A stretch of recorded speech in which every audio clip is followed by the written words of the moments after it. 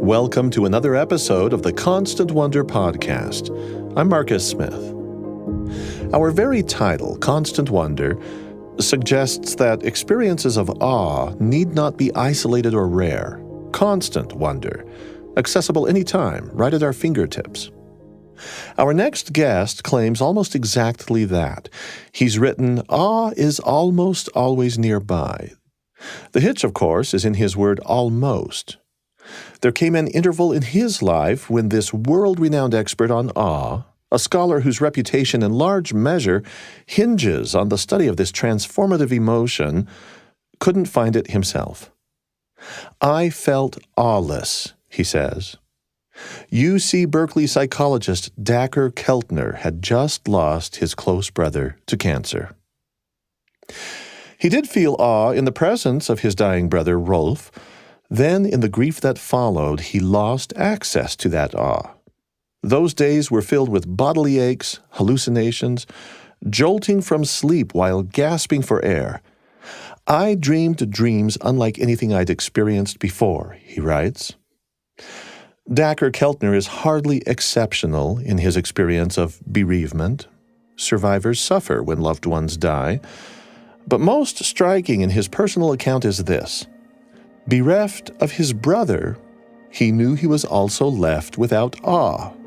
And of these two, would either ever be something he could feel again?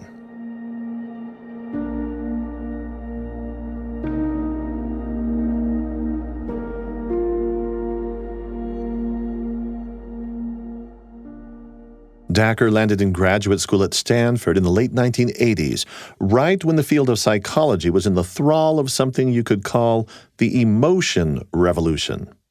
I consider him to have been extremely lucky to have been guided toward awe research. He stuck in his thumb and he pulled out a plum. Previous psychologists had dedicated years to painstaking research on anger, shame, disgust, narcissism, violence, but also surprise and joy, still never specifically the emotion called awe. Awe can be a fugitive emotion, hard to study and define. It can be inspiring or terrifying. Here's how Dacher Keltner and his colleague Jonathan Haidt defined it back in 2003. Awe is the feeling of being in the presence of something vast that transcends your current understanding of the world. In our conversation with him today, we'll get some sense for that transcendence and his personal transformation. In his deep grief over the loss of his brother, a loud voice called out, or he heard, or says he heard, the words, "Find awe." His private first-person walk toward that wonder lies at the heart of his latest book, Awe, the New Science of Everyday Wonder and How It Can Transform Your Life. My mom got a PhD at UCLA and taught literature, and she was really interested in the great writers of feeling, the Romanticists and D.H. Lawrence and Blake and Wordsworth, and also consciousness, and loved Virginia Woolf and her explorations of the mind. And my dad was a painter and loved painting horrific things, sort of social justice type things, protests against the war, in the spirit of Goya. And I think this was early, when you think about mid-60s, late 60s then, they were saying that really we find our purpose in life in feelings of horror or feelings of love or bliss. And I remember my mom posing this rhetorical question when I was a kid where she would say, "It's so ridiculous. We urge people to be happy and to smile, but imagine a world where we didn't cry and we didn't feel sad." And that always stuck with me. We lived in a house full of feeling.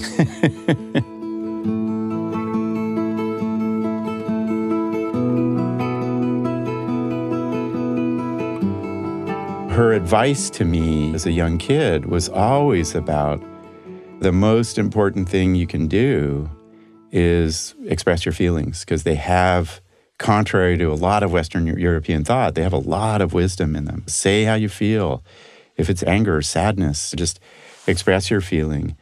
It's one thing for a mother to have a philosophy and to talk about it, but I'm thinking about taking those little boys by the hand and going out into the world and letting you feel the bark of a tree, that kind of thing. Tell us some of that.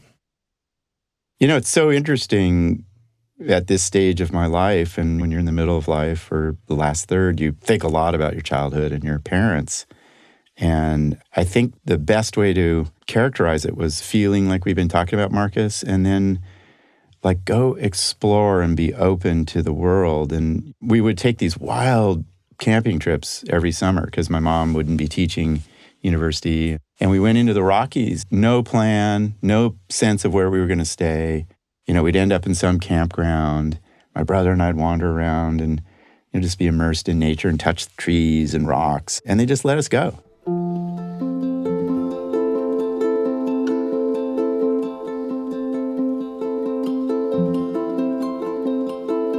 And they took us to everything. We went to art museums and looked at really radical art. We went to festivals and social protests. Even as a young person, go into the world and experience. And to what extent was this just sort of reveling in life? And to what extent did your mom or your dad kind of say there's more to it than just having fun?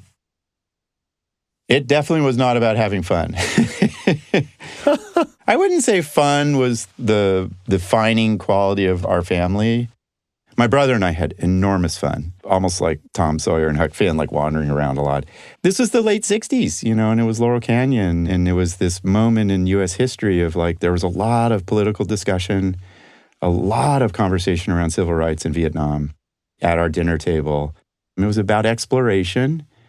It was about yearning, and it was about finding your soul. It was remarkable, Marcus, for me to think about it compared to how I parented my daughters, which was much more controlled and constrained, which I regret in some sense. So they allowed us to wander. When I was in high school, I had been out into the backcountry of San Diego to the top of a mountain called Cuyamaca Mountain. Had pine trees, had granite rocks, had depressions in the rocks where the indigenous tribes had ground out the acorns and left those holes behind. And it was a trip out there when I was really young that told me, wow, because I'd never experienced that before. Then I found myself suddenly realizing that I could actually see that mountain peak every day from a hill on this little street that took me over to the top of the hill to the high school. And every single day, you mentioned the word yearning, I would look out for that Cuyamaca Mountain just to see it. It was kind of this magnetic, well, it was impossible for me not to turn my eyes away. I had to look for it. Where were those places or experiences for you where your heart was kind of gravitating toward? I can think about two in particular, these places of exploration for us as a little family. My brother and I, like 6, 7, 8 years old. This camping trip up into the Rockies in our VW bus was wild. Dirt roads, didn't know if the car would make it. I remember driving through a little town, and we went into this store, and I was eating Baby Ruth bars at the time and just obsessed with them. And it was this really out in the hinterland rural store, and we walk in with these long-haired kids, and just I realized, like, wow, we are different. But I remember specifically we stayed at this lake in the Rockies, very remote lake, and my dad went off fishing out in a boat. My mom was at the campsite, and my brother Rolf and I wandered around the lake, and we just walked through campgrounds, and we came across this guy, and it was almost felt like William Faulkner or something, where he was drunk out of his mind, and he said, I gotta show you guys this fish. And we had been fishing all the time, and the magic of trying to capture these mountain trout, and he holds up this trout, and it's gigantic. And my brother and I were just astounded, like it was 6 pounds or 5 pounds or whatever, and it just was in the light gleaming. And that was this feeling about the magical power of lakes and the mountains and wandering and bumping into the unusual types that camped there for a long time.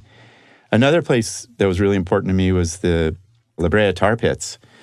They're in Los Angeles. I was transfixed by the La Brea tar pits, and they had saber-toothed tiger and the tar, and I think there was a model of a woolly mammoth and being stuck in the tar, and it was death and violence and just horror and this other world that opened up my imagination to the idea that long ago there were other species and there were other living conditions, and it blew my mind.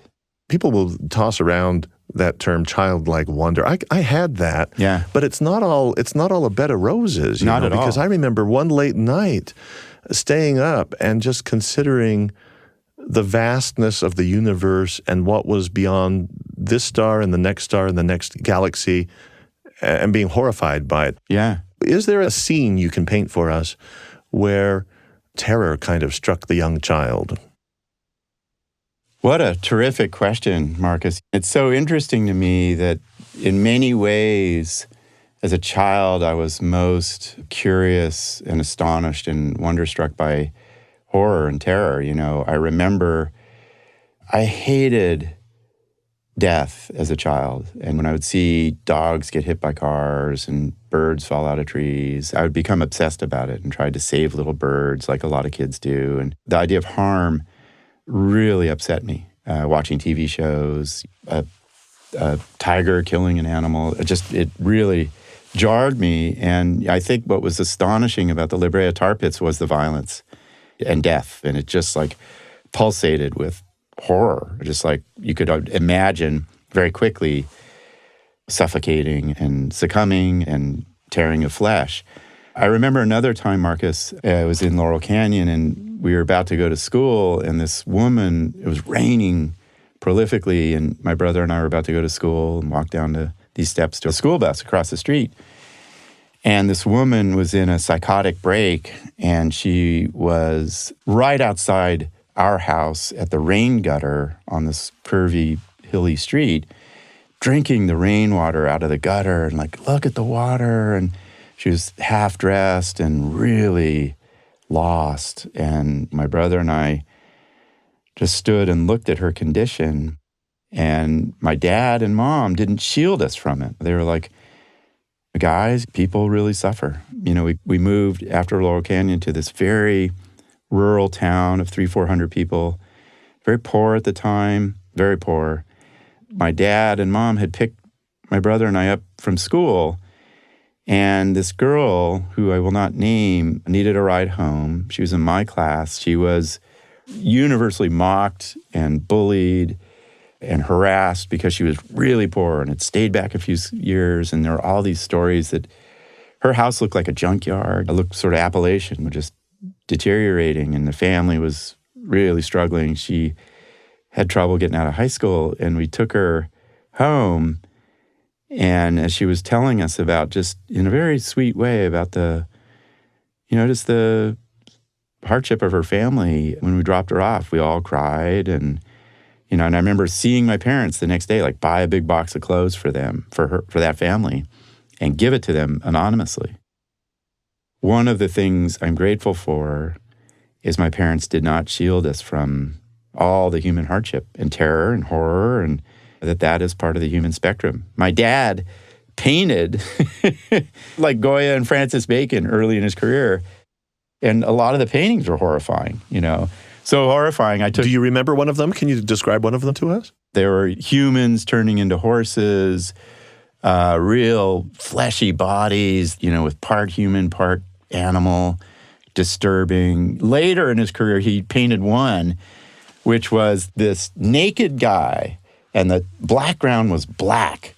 And this naked guy was like ghostly white. He had no hair.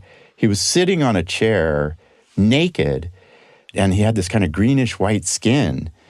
And he looked like he was lost in total alienation and terror in his face, eyes looking off and contemplating the end of life or whatever. So I took it to my college and I put it in my living room in this apartment, and everybody in the courtyard could see it.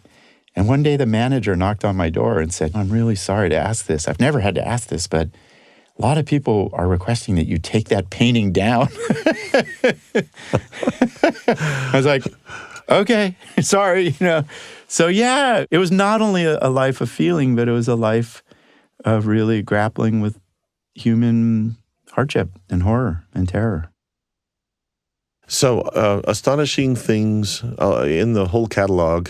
People talk about stars a lot, night sky. Yeah. You've had that. You've been up in the mountains. You've been with a sleeping bag looking straight up at the sky. That can cut two different directions for people. I'm wondering what happened to you. Do you remember any particular instance of having that? Because it can go into shouts of hallelujah and glory and dancing, and or it can be also more like the mammoth in the La Brea tar pits. Yeah. On one of our first camping trips, we used to drive out of Los Angeles, and you drive through, I think, Nevada, and get to Utah and Colorado, and we just stopped, and there was a kind of a desertous campsite, and it was a desert sky illuminating the rocky ground and the hills that were nearby, and we decided, my dad, who loved this, he's like, let's just sleep outside. I was like, wow, we're going to sleep outside. And we were in these sleeping bags. I was probably 7. It was really the first conscious appreciation of a really big night sky of stars. And I felt, Marcus, to your question, I know some people freak out about space, but I felt like they were so warm. And they're twinkling and the color of their light. They just felt like soft raindrops, and they were up there. Felt like I was being looked at a little. I felt like they had a kind regard for me as I was lying in my bag, and it was mind-blowing how close they felt, how bright they were, how all-encompassing, and the light they produced. I felt like, wow, there's actually this nighttime light that I feel around me. So warmth. Yeah, it felt warm. Like a warm cashmere blanket. Yeah, and I feel lucky that it is warmth. It did feel, thank you for finding the word, it felt just basically warm. Awe-inducing experiences receive careful treatment by Dacher Keltner in his book. He classifies them by category. My metaphor of a warm cashmere blanket, I actually stole that image from his section about music. And these categories of awe-inducing experiences, they are many, from music, art and architecture, to wilderness and nature. Dance and sport receive their due. Most of these categories seem happy and harmless, but I'm glad for his inclusion of terrible awe. Mammoths trapped in tar, shocking or hideous paintings, the displacement or fear sometimes felt, by child or grown-up alike, when contemplating the night sky. And how about unsparing awe that comes conjoint with suffering? Such experiences also instill awe, and that awe is real. The transcendent doesn't always leave us unscathed. So at the start of this episode, I introduced the name Rolf, Dacher's brother, wanting to signal for you that Rolf's loss would figure prominently in our conversation, and it's time to explore the deep significance of that relationship between brothers here on Constant Wonder. I'm Marcus Smith.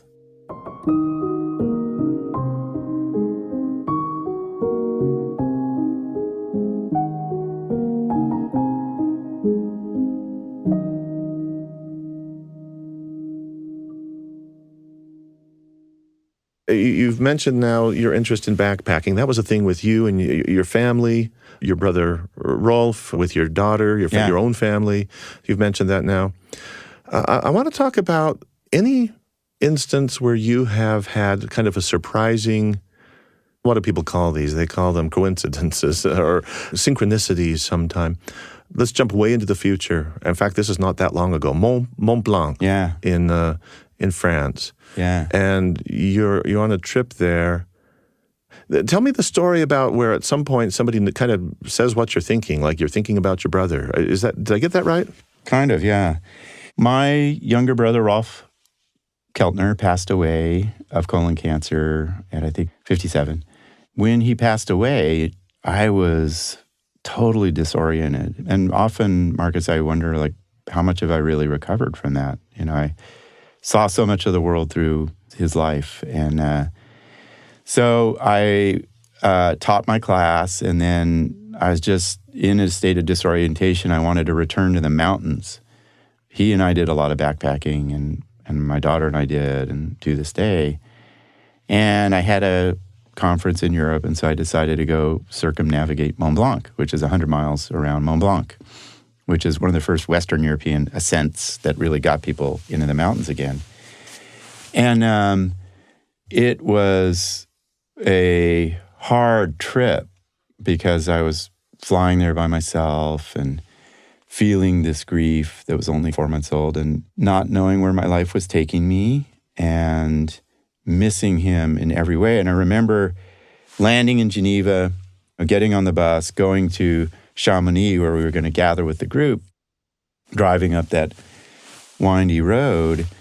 And I saw these trees blowing in the wind, and I just heard his voice in the wind. I was just like, he's there. And I was feeling him in nature a lot.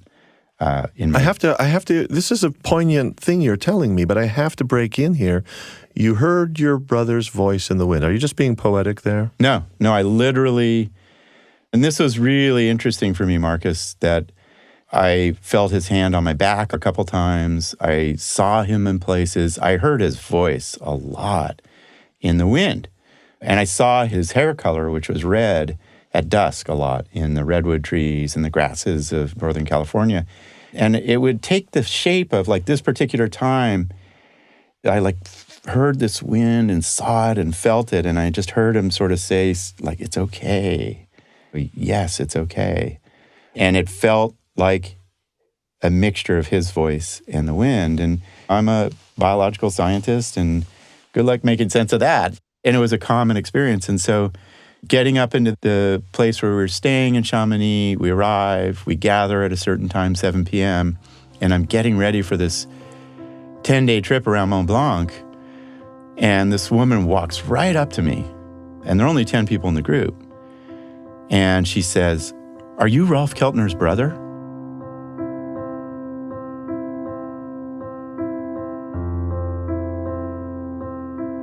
My brother taught speech therapy in a little town in the Sierras. There are of a couple thousand.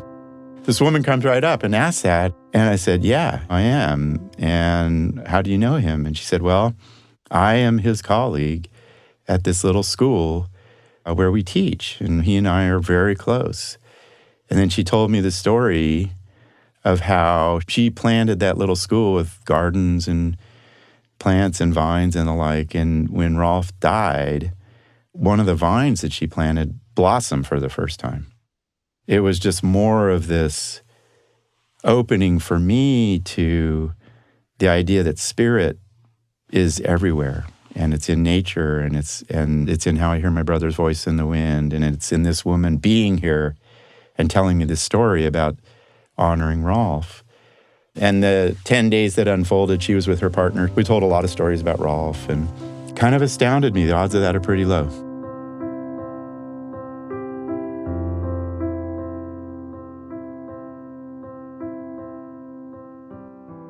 I asked you if you're seeing or hearing the breezes, if that was poetic. Yeah. And you said, no, you felt his hand on your back. Yeah. You're a scientist. Yeah. And so it's very easy to say, well, if I saw my brother, if I saw his red hair, the photons go and hit the retina, right? They come through the lens of the cornea. And so you can explain it that way. So I'm wondering, with what organ of your being did you see your brother or feel his hand on your back? Marcus, in working through my grief, this was the big transformation. The night that Rolf passed, I looked at his body and I just felt other dimensions of physical reality pulling him into something. And I felt a different kind of presence than I'd ever perceived before. And throughout the years of grief, feeling his hand on my back and hearing his voice in the winds and seeing his eyes in the trees that I walk by to teach at Berkeley, and then feeling him in the sky. And most recently, I was in Bhutan for this documentary, and this woman sang this song of grief as part of a ritual way up high in the Himalayas, and I felt my brother in the song and in the spaces between the mountains. And the sensory organ that, I can't even describe it, but, I read into quantum physics and, all the implications it has for experience and consciousness and identity. And that's kind of how I would think about it now. Hey, your senses see one thing, but there's all this other experience that my brother's death opened me up to that I can't make sense of scientifically at all, but is very real to me. And it was a profound transformation over the course of several years for me. Dacher Keltner, our guest, is a professor of psychology at Berkeley and author of Awe, the New Science of Everyday Wonder and How It Can Transform Your Life. One of the hallmarks of these kinds of transformative experiences of awe, and this is an observation that goes back over 100 years, to the so-called father of American psychology, William James, is that these experiences elude expression. We can't do any justice to them when we attempt to describe them. They must be directly experienced to be understood. So when I hear Dacher say, I can't make sense of it scientifically at all, but it's very real to me, I think I get it. He's far from alone in having had something real happen that he felt, and he knows he felt it. Apart from our human habit of processing a lot of stuff with what we call the intellect. Now, I don't often get very personal when getting to know a guest on this podcast, but as I spent time with Dacher on this specific point, it just seemed the right thing to do. His own very vulnerable story about his brother's death, he writes about it in his book. Well, it called to mind a difficult loss of my own, and in the moment I decided to share. I'm Marcus Smith, and this is Constant Wonder.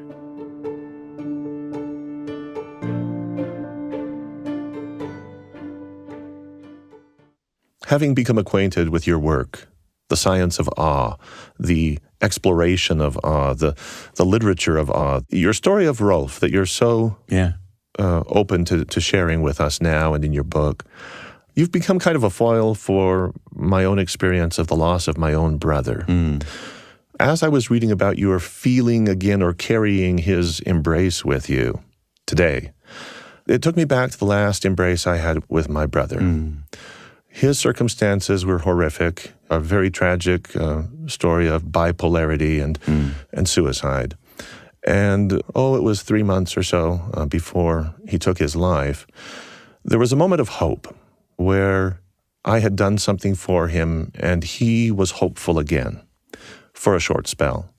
And we were outside under the open summer sun and he gave me a big, tight embrace.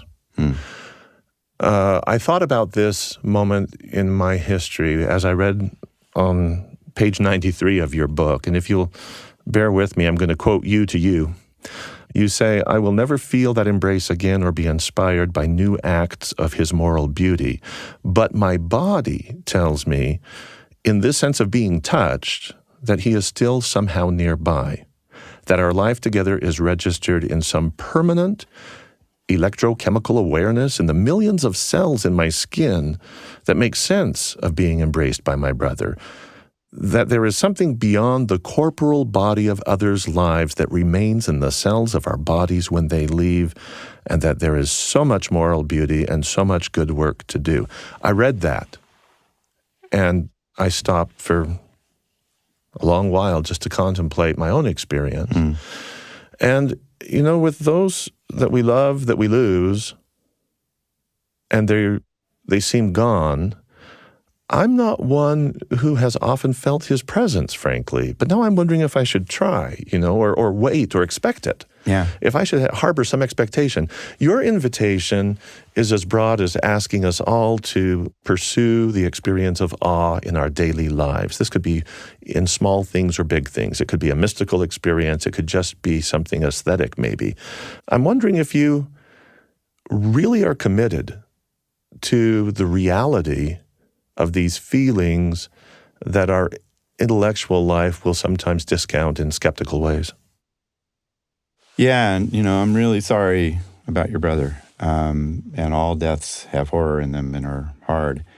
In the writing of this book, I came to the sense with the science and then experience and stories, that awe is this fundamental state of mind. And that's Descartes and Einstein and Rachel Carson. It's a way that we relate to the world, just like compassion is, or anger. Awe, in particular, destabilizes our current knowledge structures and opens us up to the imagination and what is not necessarily real, or what we would call real.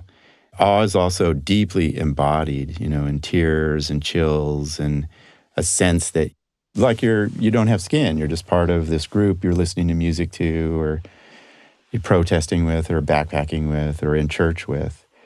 All of those are very real processes in the body that I felt throughout and that have been documented scientifically. And then for me, Marcus, and thank you for focusing on this, it opened my mind to other dimensions of experience that I can't measure with our Newtonian methods, of that maybe my brother is around somehow. Maybe there is him in my last embrace with him, which I can feel right now in my shoulder, back, tearing up, that it's still with me, that there's something that is indescribable about the cells that keeps other people with us. So I'm very open to all of that and the implications it has for how I think about the world. And it was liberating, frankly, Marcus. I was such a biological reductionist before all of this, and it opened my mind wildly to how do other people's lives stay with us? And maybe they are with us, and what's that mean? If I just heard you correctly, then this new experience of awe and grief at the loss of your brother, there's a recalibration. I mean, you've had this career of 2 decades. You said a biological reductionist. Have you rounded a bend in thinking about this differently then? I have, and, it was, I guess the best word to describe it is just I'm open. And it's not just the pluralistic openness of I respect everybody's different spiritual orientation. Rather, it's that as I relate to reality and I think about extraordinary experiences that can't be made sense of from the framework I work in, I'm open to them, curious about them, and I speculate about them and try to think about them.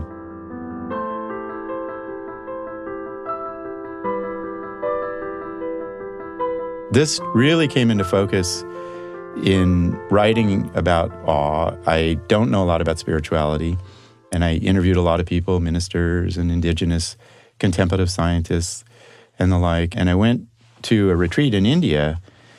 It was ecumenical. It had all the different religious traditions. We meditated.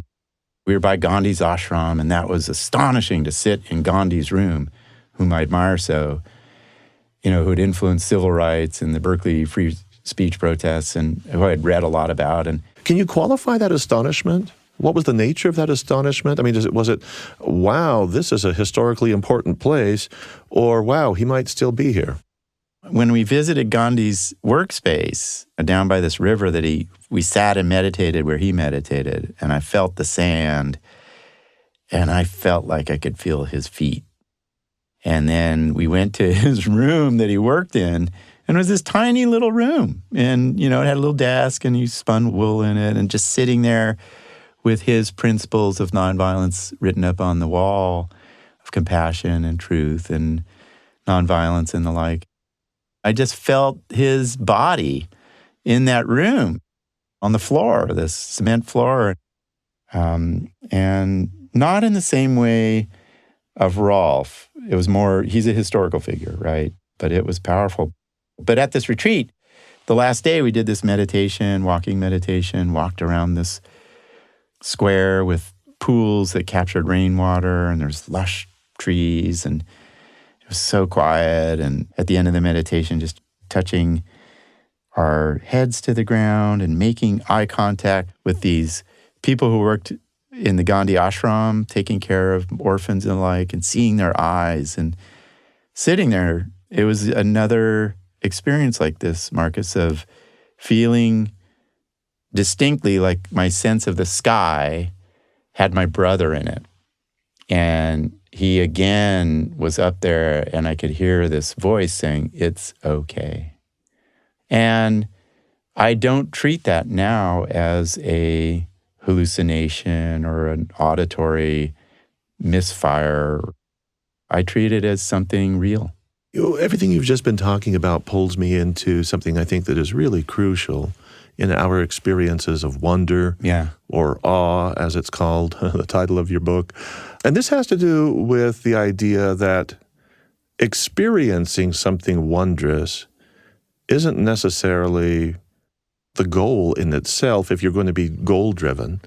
But what is it for? What does it do to us? And I know there's been so much written by you and by others about the idea that you're more compassionate and more empathetic people that you put out in these experiments. And they're on the Berkeley campus, and they're looking, half of them are looking up at the gum eucalyptus tree on one side, and the other get to look at a human-built environment, a building, and they behave differently afterwards. Some of them are kinder or more compassionate or more generous.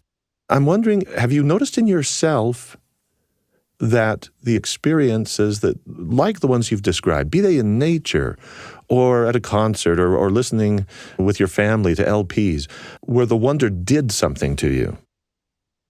I've been lucky to have all kinds of awe experiences.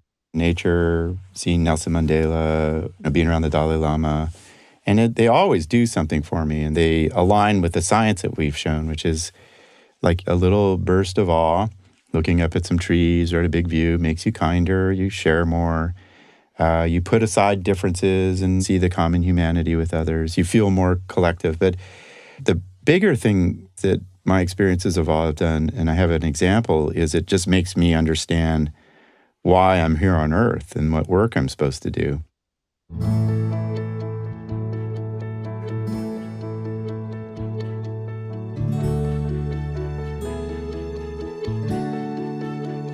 One of my transcendent experiences of awe, in fact, it's a regular source of awe for me, is to go work in prisons. And I've done different kinds of prison work. And I was in San Quentin prison first time, and it's part of the restorative justice program. And there were 180 guys in this chapel. And I was there all day as part of restorative justice, and I was the speaker.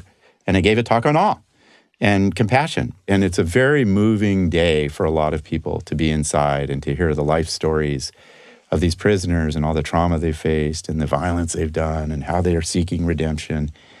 You're tearing up all the time. You're getting goosebumps. You're feeling wide open. And when I asked them about their experience of awe, they gave, I think, the most remarkable responses I've ever heard of being awestruck by a visit from their grandchild or their cellie, their roommate's laugh, the chance to get a high school diploma, learning how to read, the light, the breeze, playing basketball. It was just so pure. And I still remember that moment, standing there and hearing these responses. And what that did for me, Marcus, and I think what awe does for a lot of people, if we listen to it, and as you say, follow where it leads you. As it said, Dacher, like, you do a lot of different kinds of work, but man, this prison work is really fundamental to you. And I don't know why, and I'm not legally trained. I'm probably the wrong person to do it, but this matters to you, Dacher, given your life history and your culture and your family.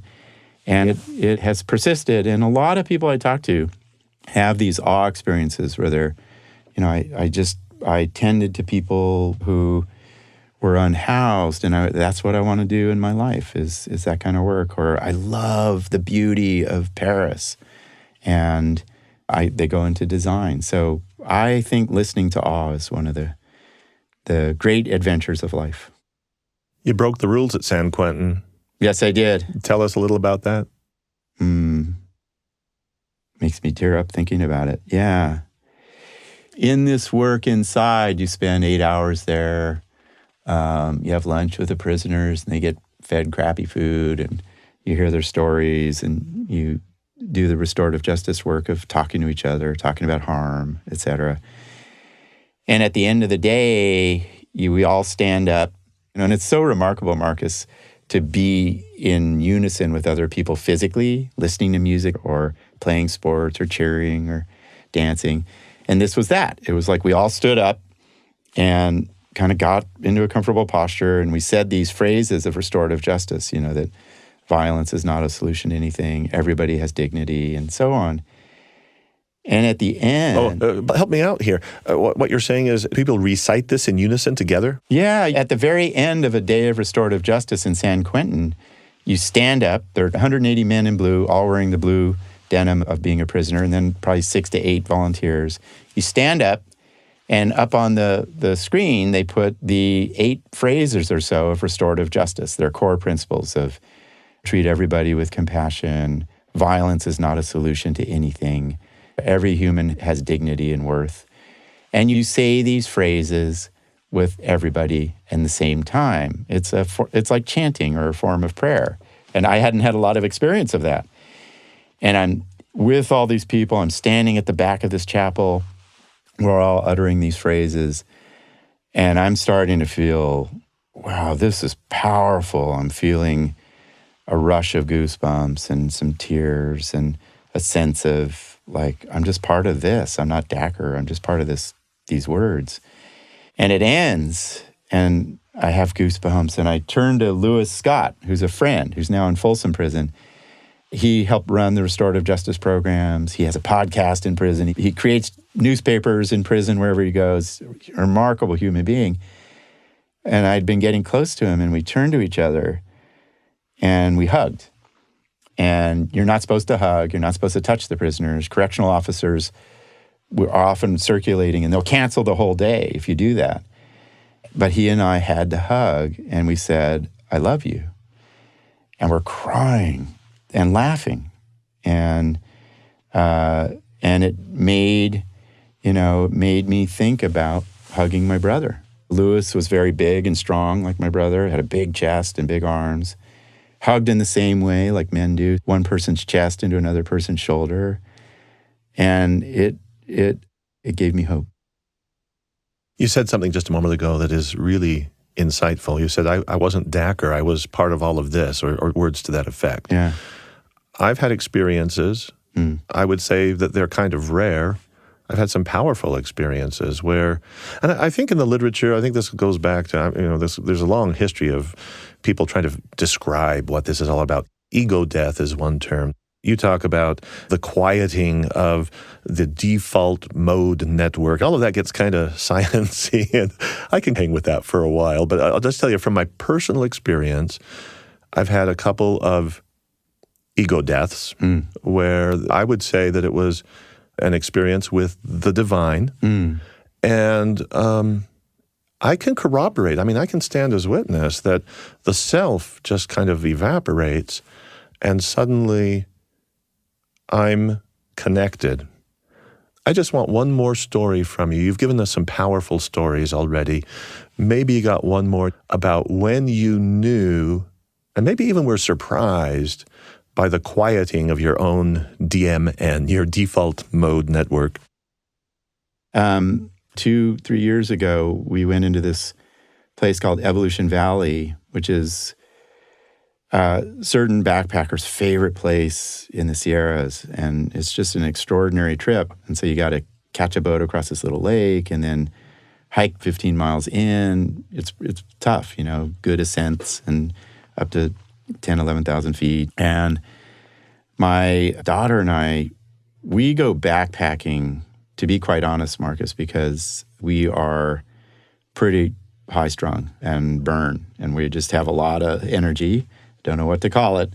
And then somehow there's something about backpacking that's liberating and freeing. And so we go into this trip, and we make the meadows the first day, and then we get to this one place the second or third day, and it's just surrounded by granite faces and peaks, and they're little, really deep blue mountain lakes. And we get this campsite, and I sit up on the rocks, and my daughter goes off and is exploring, and the moon rises, and it's dusk, and I just dissolved. I just felt, as a lot of people out in nature and backpacking do, that there was no separation between me and this scene in nature.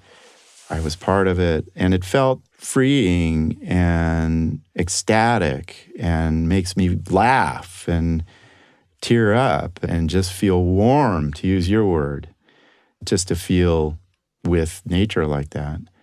I hate to use a statistic here, but 41% of Americans find the divine in nature, as Ralph Waldo Emerson and others did. And for me, that was as close as I've been to just the sense of the warm embrace of spirit. Dacher, you've just been terrific here. Can I say something? I want you to say whatever is left unsaid that you need to say now. First of all, Marcus, thank you. This is the most original interview I've ever had. And, I think that life is about stories of awe and where they point us and how, as you said, they unfold, what they tell us and how we listen to them. And I just want to say thanks for allowing me to tell a few stories of awe and sharing your own. I'm sorry about your brother. And I hope going forward we all tell more stories of awe. We're speaking with Dacher Keltner, a psychology professor at UC Berkeley. He's author of Awe, the New Science of Everyday Wonder, and How It Can Transform Your Life. Tell more stories of awe. Find awe. Make constant wonder, if you possibly can, a real thing in your life, a daily thing. I'm so glad I had a chance to get to know Dacher and for his willingness to be so transparent and open and honest throughout our conversation. That's really, truly a rare kind of gift. If you want more from him, however, more than we've been able to bring you here today, I recommend a few approaches. One, obviously, is to get to know him through his latest book. It's titled Awe, the New Science of Everyday Wonder and How It Can Transform Your Life. Another is just do what I've done so many times in recent weeks. Check out his most recent interviews and presentations. They're often readily available online, on YouTube, for instance. Or enjoy his work in podcasts and other valuable resources from the Greater Good Science Center at Berkeley. The website for that is greatergood.berkeley.edu. Dacher, by the way, is spelled D-A-C-H-E-R, then Keltner, K-E-L-T-N-E-R. Today's episode was produced by Eric Schultzke and Mamie Teeples. I'm Marcus Smith. Our show, The Constant Wonder Podcast, is a production of BYU Radio.